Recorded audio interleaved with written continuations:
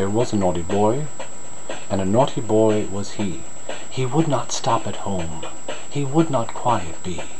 He took in his knapsack a book full of vowels, and a shirt with some towels, a slight cap for nightcap, a hairbrush, comb ditto, new stockings for old ones, would split-o. This knapsack, tight at his back he riveted close, and followed his nose to the north, and followed his nose to the north. There was a naughty boy, and a naughty boy was he. For nothing would he do but scribble poetry. He took an inkstand in his hand, and a pen big as 10 in the other, and away in a puther he ran to the mountains and fountains and ghosts and posts and witches and ditches, and he wrote in his coat, when the weather was cool, fear of gout, and without, when the weather was warm. Up the charm, when we choose to follow one's nose to the north, to follow one's nose to the north. There was a naughty boy, and a naughty boy was he.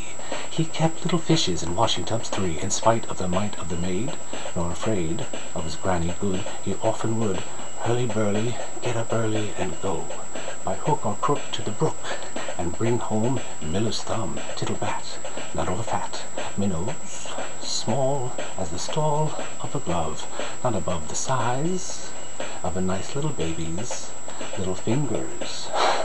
Oh, he made, 'twas his trade, of fish a pretty kettle, a kettle of fish, a pretty kettle, a kettle of fish. There was a naughty boy, and a naughty boy was he. He ran away to Scotland, the people for to see. There he found that the ground was as hard, that a yard was as long, that a song was as merry, that a cherry was as red, that lead was as weighty, that 80 was as 80, that a door was as wooden as in England. So he stood in his shoes, and he wondered, he stood in his shoes, and he wondered. When I have fears that I may cease to be, before my pen has gleaned my teeming brain, before high-piled books in charactery hold like rich garners the full ripened grain, when I behold upon the night's dark face huge cloudy symbols of a high romance, and think that I may never